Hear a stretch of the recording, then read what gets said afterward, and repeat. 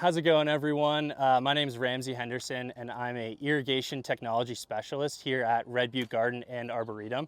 We're just looking to share a few tips for the community of Salt Lake and beyond on how we can kind of reduce our water impact this year. My first point is using lower precipitation rates in your sprinkler systems, which means just that you're putting out less water. There's some really great, easy ways to do that. Our favorite here at the garden is to use high efficiency sprinkler nozzles when you're using just your regular sprinkler heads. You can buy them at any irrigation store.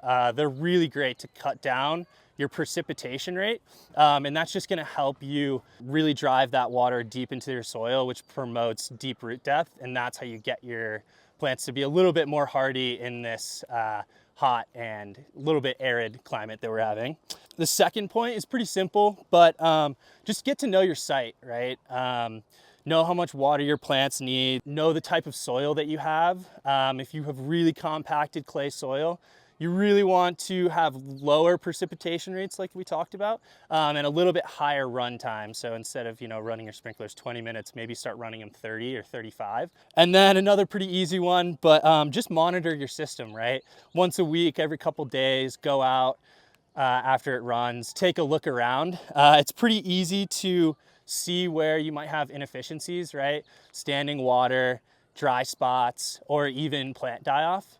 So just three really easy things to look out for that you can hopefully fix or get someone out to try and figure out what's going on with your system. Just to go off that, if we do see inefficiencies, it's not always watering more is the answer. Sometimes you do need to move a sprinkler head or, just trying to figure out what that system needs or where we can get a little bit better coverage. So watering more isn't always the answer. It is sometimes the answer, but just trying to find other solutions besides that would be super great. And then one of the best tools we use here is called cycle soaking, where say you have a sprinkler zone that's going to run for 30 minutes that night, breaking it up into a 15-minute section, waiting about 20 minutes, 25 minutes, and then running it again for another 15 minutes. So you still have the same amount of time that night, but what's gonna happen is that first soak is gonna get that first 2 inches of soil, and then that second soak is gonna go down to your 6-inch, 4-inch root depth. So again, just driving those roots down to make a little bit of a hardier plant. And then just another easy one, just use your judgment, right? If it looks really saturated, maybe turn off your sprinkler system that night. Or, if it's gonna rain or it's gonna be really cold, maybe turning off your sprinkler system for a night or two. You can always, underwater a little bit, they'll bounce back. Just trying to figure out what's the best for your area. And just going off that, rainwater is a super good source of moisture, obviously for your soil, but it doesn't always mean that you want to cut your sprinkler system.